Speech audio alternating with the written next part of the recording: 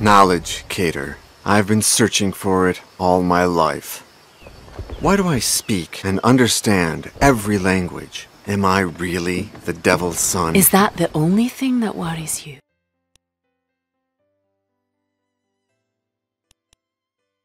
I'm scared of Hines. The closer we get to our goal, the more obsessed he becomes. Do you think he's losing his mind? Not yet. You know I'm taking risks for you. If Hines or your husband find out... You think my husband knows anything? Every time he tries to mount me and he doesn't get a hard-on, he knows something's up, but he doesn't know why, or whom I spend my nights with. But it's not the nights I'm worried about. The ritual of transmutation will be the first step towards what I've always longed for. And yet you don't seem excited at all. I'm tired of killing. You were amazing in the last rituals. It's obvious you enjoy them. That's the problem. Why don't we run away today? To hell with my husband. Hines, the order, the ritual, everything. I wish it was that easy. I've been looking for those coins for 10 years. Then let's steal them! I can't. If it wasn't for Hines, I'd never have read the Treaty of the Flesh. And that's what put us on their track. Without him, the Order wouldn't exist, and we would never have found the coins. I can't fail him now. What about me? I must leave you now, Cater. I can't make him wait today. Nor me. Not forever.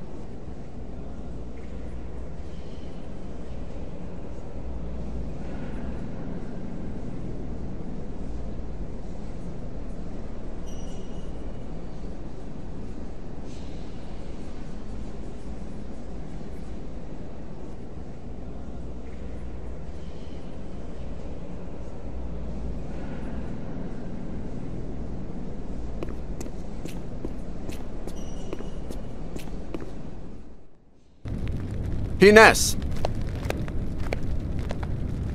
My good Vulcan. About time you showed up. Come here. Good Ursus and I have something to show you. The entrance to the basement is open. What? Open? Are you nuts, Ursus? Hurry, finish tying up the prisoner and stand guard at the chapel door. No one can come in or out but me, Vulcan, Sir Roderick, or his slutty wife. Today is the day. The key to absolute knowledge will be ours. The key to immortality. That's not what I seek. I know, but remember, limitless life, limitless knowledge. I'm sorry. I'm late. I overslept. Don't worry. As long as you oversleep alone. As a deacon of the Holy Church, you can't afford the least scandal. And we can't always throw your whores into the well. Good. Let's get to the important part. Prepare the prisoner as only you know how. Torture him, but save the best for the meeting of the Order. And try the same thing you did to the Saxon moron. The guests have come long and far. They'll be thirsty for the blood of our prisoner. The first transmuted being in history. The first immortal. What? And what about Frey Seocan? Oh, in the well. And this rascal was eavesdropping. I'll be in the workshop getting ready for the ritual. Do a good job. His cries will inspire me.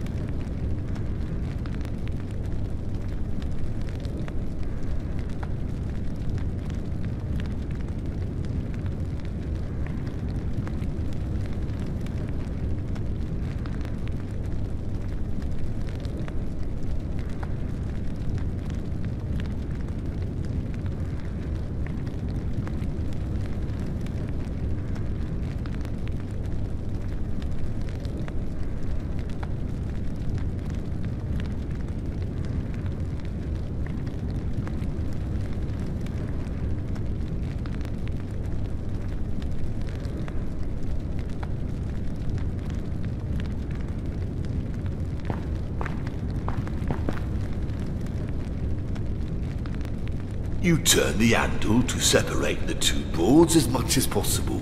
Then you put the prisoner's ankle between them. Then you turn the handle in the opposite direction, so the nails pierce the flesh. And he bleeds.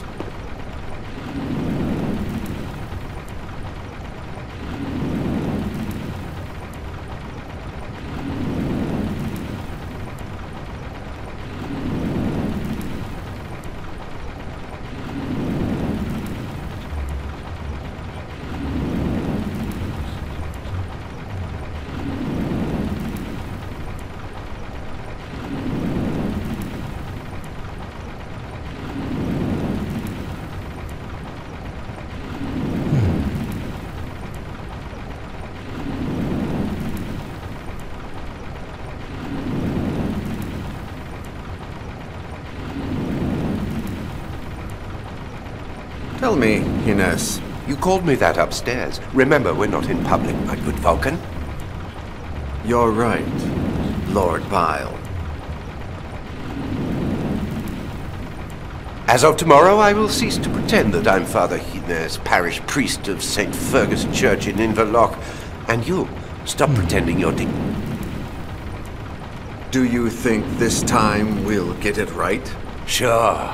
We only needed the coins. I got the rest of the ingredients down. But I won't prepare the potion until the very last moment, right before the ritual.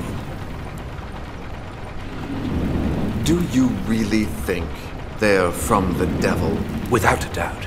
You've seen the pentagrams on one of the sides. The same symbols have been used with different meanings by different cultures. And don't you think that Satan, Prince of the Cosmos, wouldn't claim the symbol that identifies him? I don't doubt his power, but Don't argue, Vulcan. it's just that since Brother Siokan found the coins in an old Viking boat, maybe that should be our new destination. Maybe there we can find the civilization that wrote the Treaty of the Flesh. Tomorrow, my good Vulcan, we'll be immortal. We won't need the book anymore. But how much more knowledge can be hidden in there?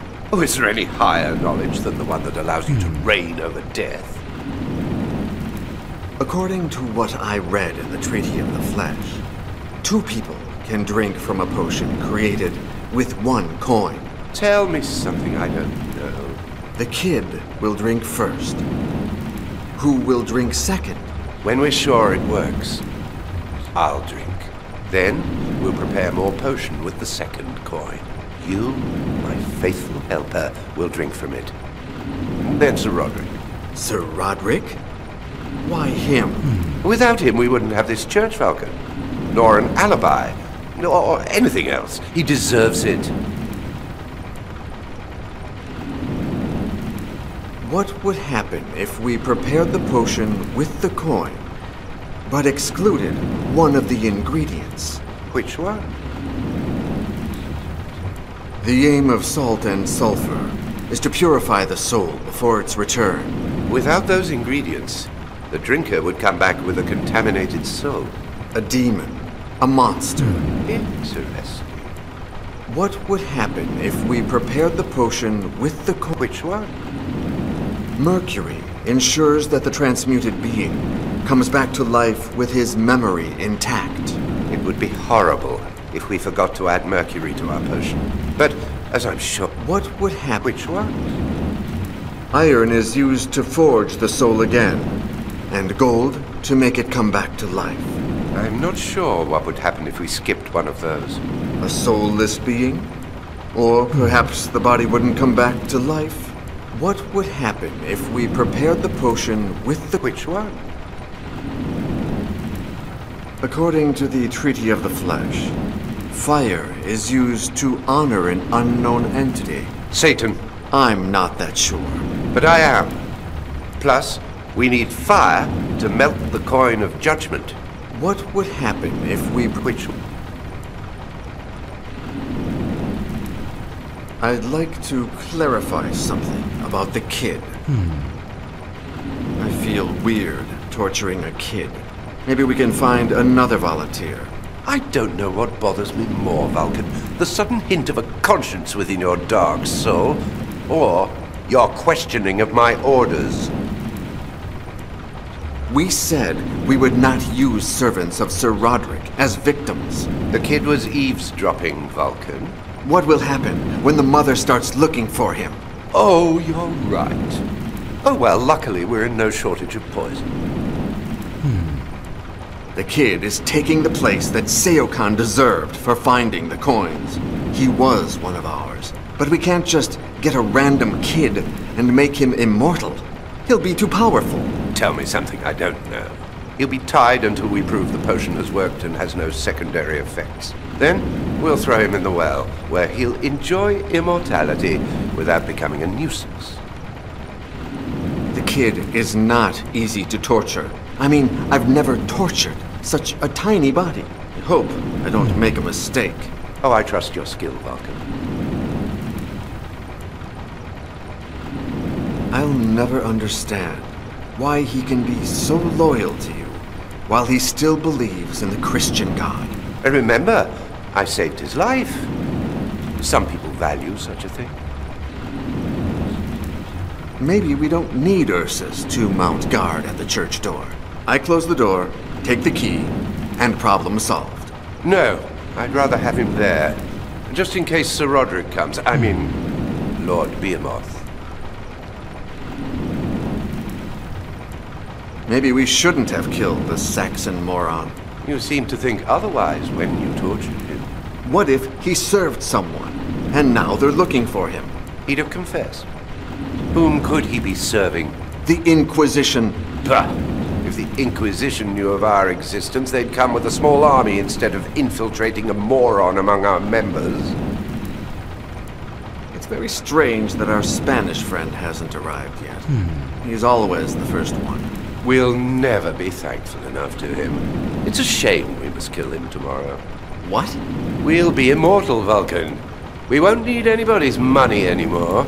The Order of the Flesh will die tomorrow. I don't trust Sir Roderick. I do. Besides, we need him. There are some doors that no commoner can open, no matter how immortal he is. My father was the Duke of Fuentenegra. Your father is Satan. Miguel de Fuentenegra died in the dungeon I saved you from. What will happen to Lady Catir? That cold fish. I guess her legitimate master and husband, Lord Behemoth, will kill her tomorrow. Did you know? She can't even satisfy him anymore. Why don't you go out and get some fresh air, Hines? Lord Bile. And no, I won't rest until the ritual is over.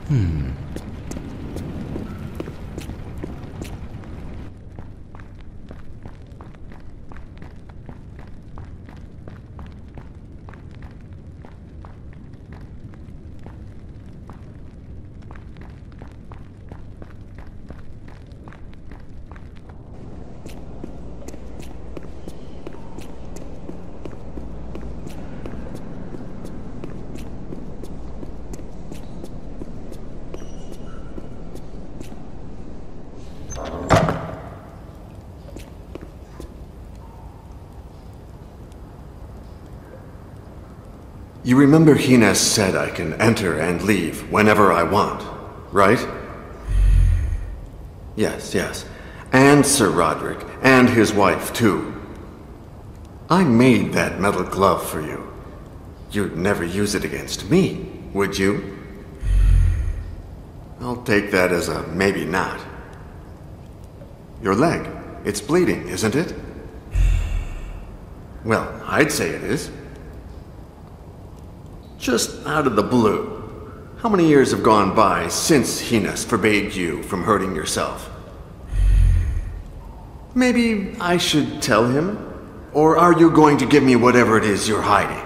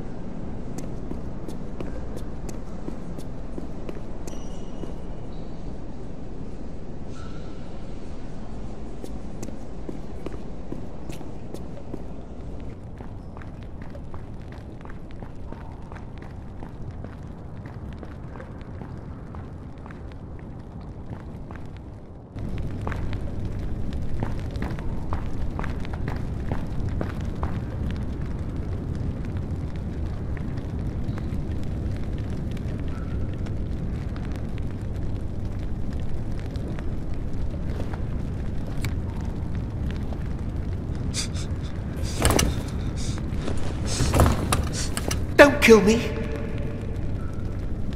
I won't hurt you. Calm down. No, please! Shh. Listen to me. I am here to save you. But I need you to calm down. I wasn't spying. Think of your mother. She'll be looking for you. What? My mother? Now that you've calmed down, answer my questions, and I'll do whatever is in my hands to save you. No! Save my mother!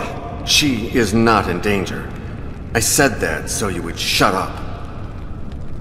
Do you know who I am? You are Deacon Iago, Father Hines' helper. Sundays after Mass, you read books and tell legends to those of us who can't understand the written word.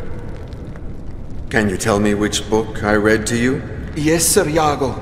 It's been months since you started reading us the Divine Comedy. But Dante, the Italian, I hope one day I can learn to read like you. Do you remember any of the stories I told you? Yes. My favorite one is that of Bertrand the Wizard. Refresh my memory. Bertrand, native to Languedoc in France, could move objects with his mind. The Inquisition accused him of sorcery and put a rope around his neck, but made sure his feet touched the ground so that he wouldn't choke. They cut off his right leg and flung it out in front of him. Show your power by attracting it back to you. Bertrand died 3 days later when his left leg failed. He never stopped staring at the right leg on the ground. Are you sure it was the right leg that was cut off? Is it that important? What's your name? Fergus Quinlan, sir. I was given that name because I was born on St. Fergus Day. Hines told me you were spying on him. I didn't want to, sir. I was hiding in that room because I didn't want to clean the Great Cauldron. They always make me do it, and I'm sorry. I didn't want to, sir. What did you hear Hines saying? I don't know, sir. I didn't understand a thing. He and Sir Roderick talked about coins, a potion, and the devil. Now it's your turn to ask me. I don't understand what's happening here at all, sir. Father Hines and I are the founders of a satanic order that meets here in the basement of this church, the Order of the Flesh. If I fail at helping you escape, tonight, after torturing you for hours, we'll make you drink a certain transmutation potion. Then, we'll kill you. And then, you'll come back to life. Many years ago, I read several pages from a forbidden book that is now in the Vatican. One of those pages mentioned a potion that would transmute its drinker into a being able to overcome death. But among its ingredients, there was a golden coin with a strange symbol. Once a year, The night before the great hunt in honor of Saint Eden and Saint Alec, we meet here to offer sacrifices to Satan. But enough talking. I must find a way to get you out of here. Do me a favor. When you see me around here, shout as if I was tearing your soul out.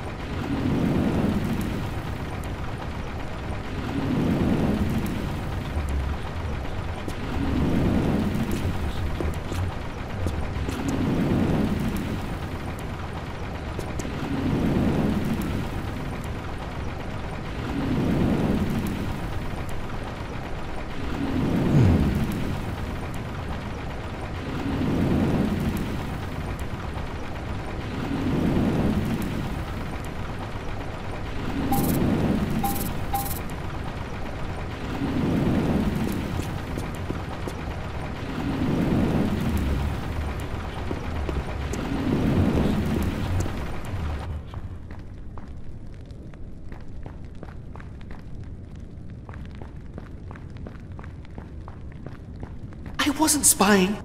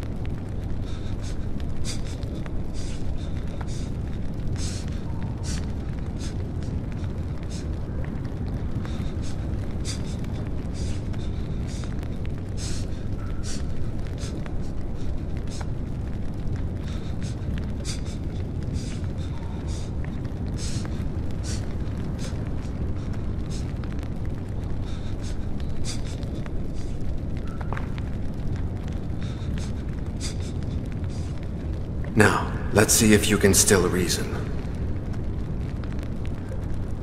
You've disappeared for some time now. Who may be looking for you? Maybe Zachariah Gray, the kitchen boss. The one I clean for. My mother, probably not yet. She's the only one who tells me to hide and avoid some of the chores. But if she doesn't see me at night, she'll get really scared. Do you understand everything I told you about this place? And what we do here? Yes. Well, no. It was too much information. The members of the Order of the Flesh are noblemen from all over Europe. The same ones that come to the annual hunt. They have funded our search for years. But this year, we'll finally be able to show them results. You'd have been safe if a monk called Siokan, who worked for the Order, hadn't found a couple of coins with a strange symbol a while ago. I still don't know how to help you escape, but I'll find a way soon. And when you escape, I'll say I've killed you and thrown you in the well. That way no one will ever look for you. What about my mother? I'll comfort her. No, please. Shh, listen to me.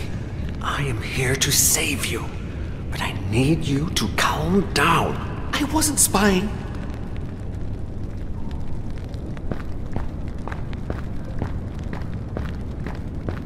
This can't be happening.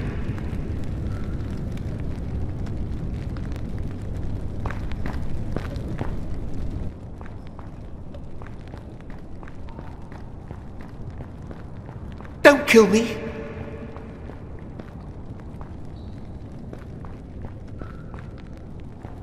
Oh, God!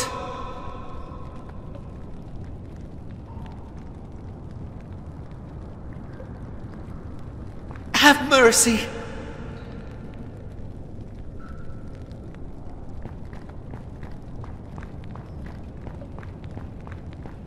I didn't do anything.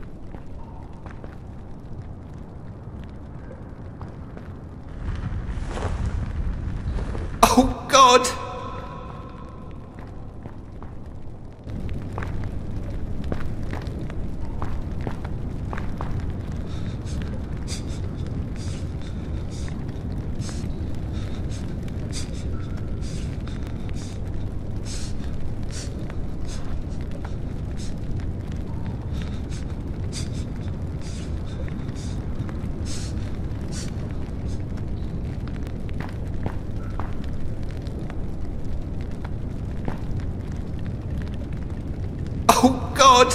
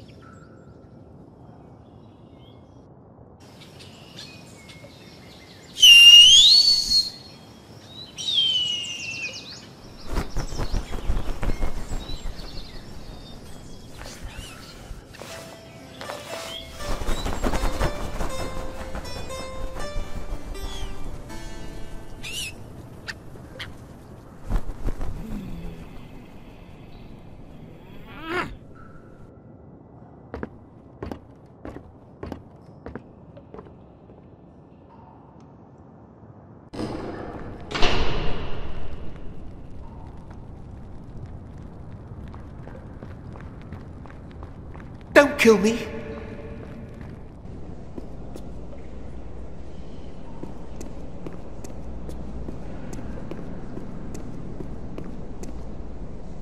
What am I doing here? Give me a good reason. Hines wants me to torture and kill a kid. The cook's son. But there's no way I'll do that. Wait, you don't defy Hines for me, but you do for a dirty servant.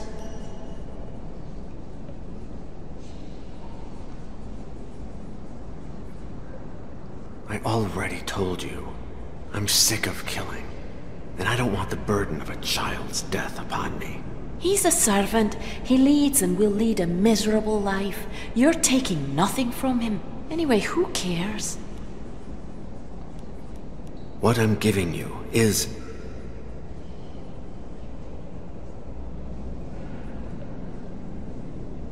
not easy to craft. I'd never worked with gold in such a clean, detailed fashion. And the inscription. I copied the idea from St. Alistair McNair. I don't know what to say. Tomorrow, during the hunt, we'll run away together. But first, I need to save that kid. Please, help me. You wanted the cape, didn't you? I need your cape to save the kid.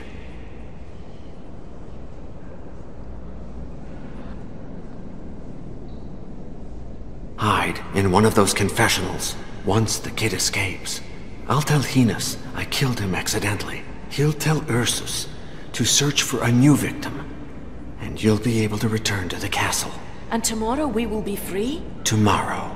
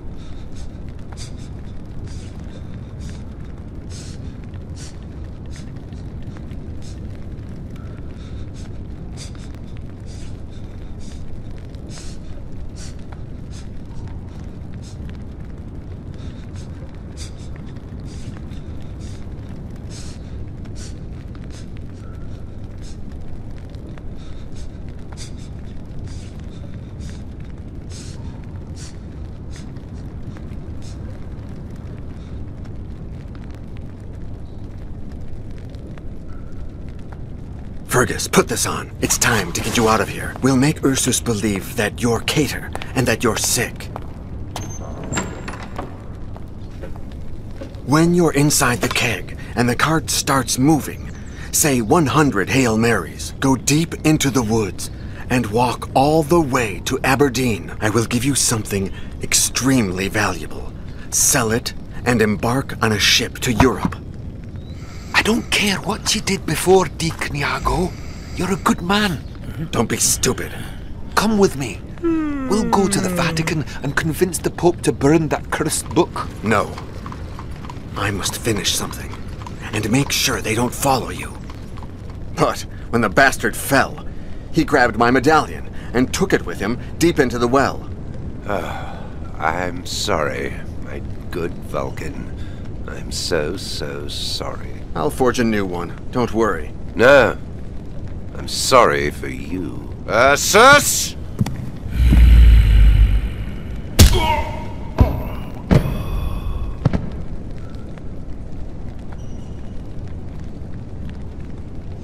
Please forgive my little trick, Vulcan. You betrayed me. And I'd do it again. But you won't. Maybe you'll be glad to know that I didn't play fair myself. You were growing too distant. I had to see just how much. And you didn't pass the test. Your fling with Lady Katia, your disdain for our benefactor, Sir Roderick, your arrogance, and now, your betrayal. You must become my faithful disciple once more. Never. I hate you. You will do it. You will. You'll take the child's place in the ritual. You will drink the transmutation potion, die, and be reborn beside me. And you know why, don't you? The transmutation will not turn me into your slave. Unless I forget to add mercury to the potion. I'll lose my memories. Worry not. I will be waiting for you. I will embrace you and remind you that you are my faithful son. You will serve me for all eternity. As of tomorrow, once we are transmuted, we will recover the Treaty of the Flesh, and you will translate it in full for me. I am certain that it hides even more powerful secrets. The world will be ours. My good Vulcan. What about the boy? We have more urgent business today, but we'll find him. I may even grant you the honor of killing him. We have all the time in the world.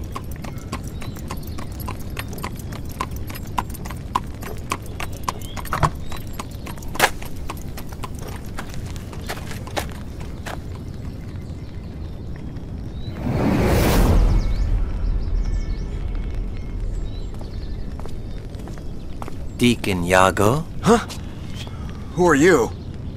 Allow me to reintroduce myself. I am Gabriele Scarpetta, last remaining guardian of the Order of Iago. I'd never heard of the Order of Iago before. It's a secret reserved for the custodians of the treaty, Fergus Quinlan's successors. Another name that should ring a bell. It's amazing that Fergus made it that far. Our founder must have been a man of formidable spirit. A servant who fled and then managed to convince a pope and to protect the treaty until dying of old age in the Vatican. It's amazing that Fergus made it that far. Our founder must... A servant. The Order of Iago has a double aim. Finding he who gave his name to the Order so as to give him the Treaty of the Flesh, or protecting the book at all costs. I assume it was Fergus who ordered that I receive the treaty. And right you are. Why me? He knew my past. Because you accepted dying for him, I suppose. There are entire religions based on such trifles, or so they say. How was Fergus so sure that the transmutation potion had worked, and that I would survive for centuries to come? Our founder returned to the place where he met you years before and heard a legend. That of the ghost of Deacon Iago, who rose from the church's ashes screaming, "Who am I?" and disappeared into the woods, never to be seen again. And no one searched for me until now? He did, all of his life, to no avail. And little by little, his successors stopped looking for you as well. And no one searched? He did to no... To what extent is it secret? Pope Clement VII himself decided that no other pope should ever know of its existence. The poor souls have enough as it is, as I'm sure the current pope could tell you. The order was established in 1534 by mandate of the Pope, and the first custodian of the Treaty of the Flesh was Fergus Quinlan himself. Kovacs said that you were his, informant? He told me that you'd given him information for his book.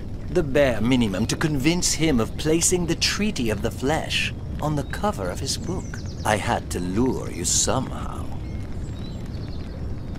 He said that you had contacted him in the Vatican. As did all my predecessors every time someone asked about the Treaty of the Flesh. It didn't take me long to realize it couldn't be you, although it did turn out to be very useful in finding you. You seem very sure of my identity. Of course. Your phone call, the evidence, the portrait. Everything leads me to you. You bugged Kovacs' telephone, and that's how you found me. True. And the next morning, I tried to do the same with your cell phone. Theft is easy first thing in the morning. People are asleep and unsuspecting. But, to my surprise, I sooner realized that someone had beat me to it. Your SIM card had been cloned. I wouldn't turn it on if I were you. Otherwise, whoever did this will know your location.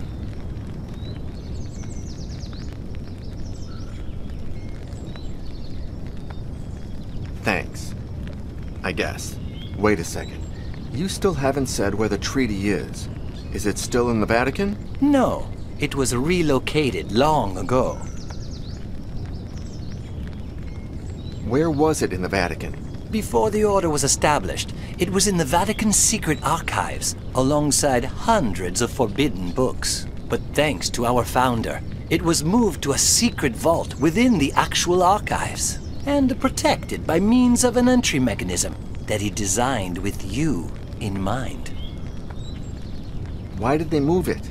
During the pontificate of Pope Pius VI, the papacy faced several scandals: embezzlement, theft, schemes within the organization itself. The custodian of the treaty convinced himself that the Vatican was no longer a safe place. Where is it now? In 1786, one of my predecessors hid the book in the catacombs of a city that was transferring the skeletons of its cemeteries to those very same catacombs. There, they recreated the same entry mechanism that the founder had designed for you. That can't be. They took it to Paris? My Paris? And there it still lies. Look for the Triskelion in the tunnels, and you will find the Treaty of the Flesh. Goodbye, Deacon Iago. Wait, won't you be traveling with me? No, I am free of my burden at last. The Order of Iago dies today. You will never see me again. Thank you for everything, Scarpetta. I will find the book and dedicate my life to protecting its secret. I don't doubt it. Then why don't you look happy about it? Don't you realize that your life gains meaning, and that my life loses it? May God be with you, Deacon Iago. It has been an honor to meet you.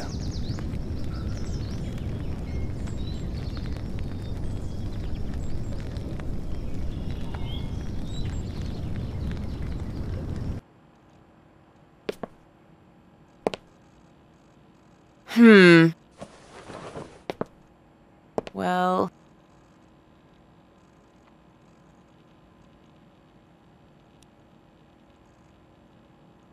It's one of a kind. Say one more word and there's no deal. I'm leaving in 4 hours and I don't have time to waste. Shit!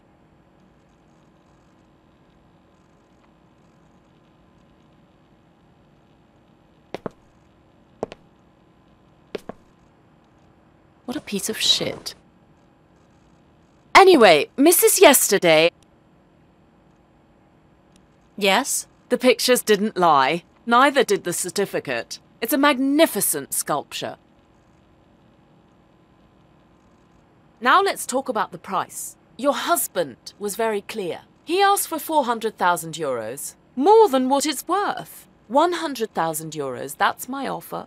And not a cent more of your continental currency. I don't care what my husband said. 600,000 euros or no deal. 500,000 euros. Sold. You'll find a cheque for 500,000 euros in this envelope.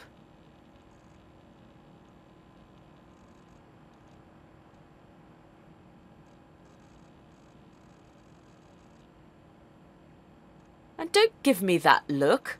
I've been haggling for years. I'll send my men to pick up the piece this afternoon. I gave a card to your husband. I'll activate it to show the phone number if he needs to call. It's been a pleasure meeting you, Mrs. Yesterday.